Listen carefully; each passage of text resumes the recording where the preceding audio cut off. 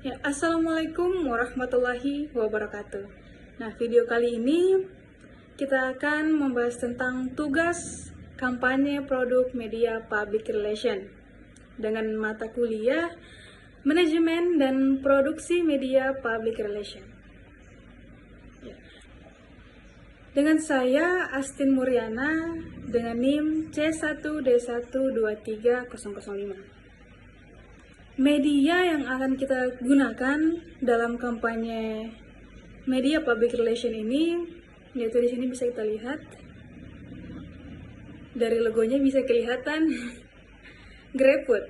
Ya, media yang akan kita gunakan yaitu media GrabFood, juara cepat pesan antar makanan. Oke, mari kita lihat. Kita mulai dari sini. Kampanye kreatif GrabFood, nikmati makanan lezat lebih cepat dengan GrabFood. Nah, tema kampanye kali ini bisa kita lihat di sini, yaitu makanan berkualitas dengan pengantaran cepat dan mudah.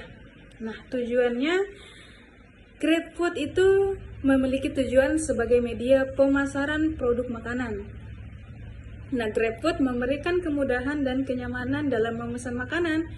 Nah, itu mungkin beberapa tema dan tujuan dari kampanye ini. Kita lanjut. Nah, yang pertama itu adalah bisa kita lihat di sini. Yang pertama, tahap planning atau tahap perencanaan. Nah, pada tahap perencanaan, GrabFood menetapkan tujuan, target audiens, dan strategi distribusi media. Nah, mari kita lihat dimulai dari meningkatkan jumlah pengguna baru. Setelah itu meningkatkan pemesanan dari pengguna yang sudah ada, meningkatkan kesadaran merek GrabFood, dan meningkatkan loyalitas pelanggan. Selanjutnya ada target audiens. Yang pertama itu pengguna aktif GrabFood. Selanjutnya ada generasi muda yang profesional sibuk dan pengguna yang mencari kemudahan dalam pesanan makanan. Nah, ini nih, biasanya pengguna yang mau mudah, yang mau gampang, yang mau cepat, aman, GrabFood solusinya. Ya. Lanjut kita ke masih tahap planning, masih tahap perencanaan dengan strategi media relation.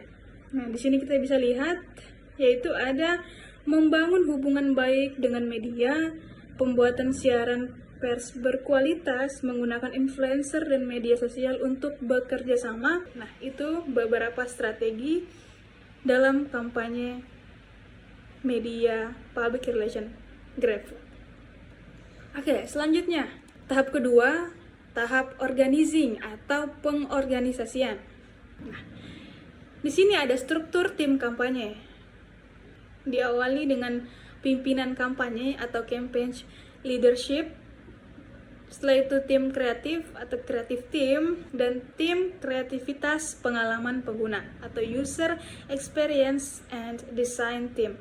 Oke, itu beberapa struktur tim kampanye dalam media kali ini. Lanjut, timeline dan milestone kampanye.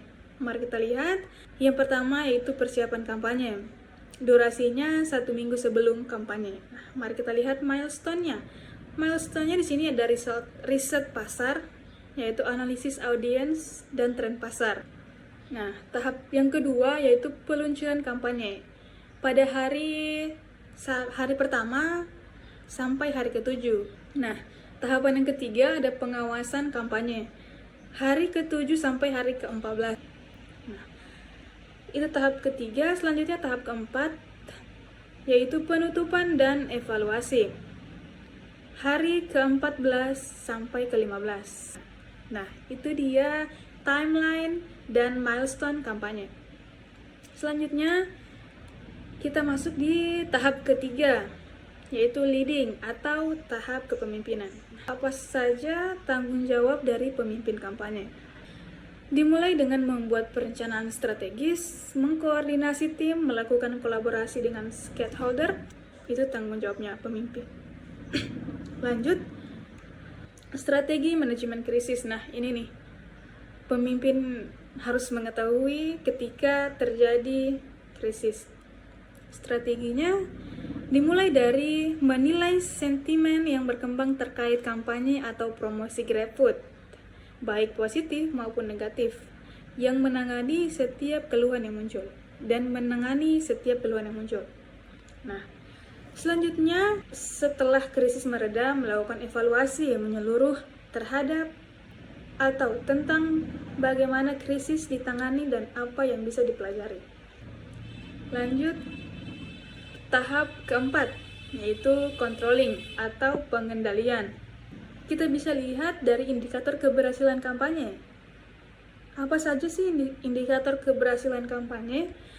Di sini kita bisa lihat yang pertama itu peningkatan pengunduhan aplikasi. Nah, ketika aplikasi banyak orang yang unduh, banyak yang download, berarti bisa disebut kampanye kali ini berhasil. Nah, ketika semua ini sudah terjadi, maka itu bisa dikatakan bahwa kampanye kali ini berhasil.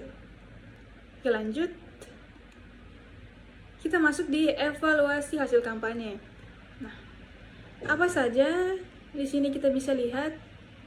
Pertama, engagement di platform sosial media mengalami peningkatan yang signifikan. Terjadi peningkatan interaksi seperti likes, shares, dan comments hingga 50% dibandingkan dengan periode sebelum kampanye. Lanjut, analisis SWOT kampanye GrabFood. Nah, di sini kita bisa lihat faktor yang pertama yaitu faktor internalnya. Selanjutnya faktor eksternal. Nah, itu dia analisis SWOT kampanye GrabFood.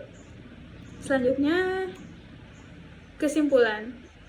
Ya, kampanye kreatif untuk media public relation GrabFood berhasil mencapai tujuan utamanya, yaitu meningkatkan kesadaran merek, memperluas audiens, dan memperkuat loyalitas pelanggan.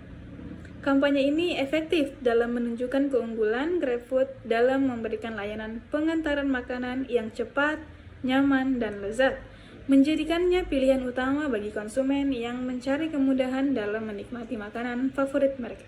Nah, itu dia kesimpulan dari kampanye kali ini. Oke, sekian dan terima kasih. Nah, itulah kampanye dari media public relation GrabFood. Terima kasih. Saya Astin Muriana. Wassalamualaikum warahmatullahi wabarakatuh.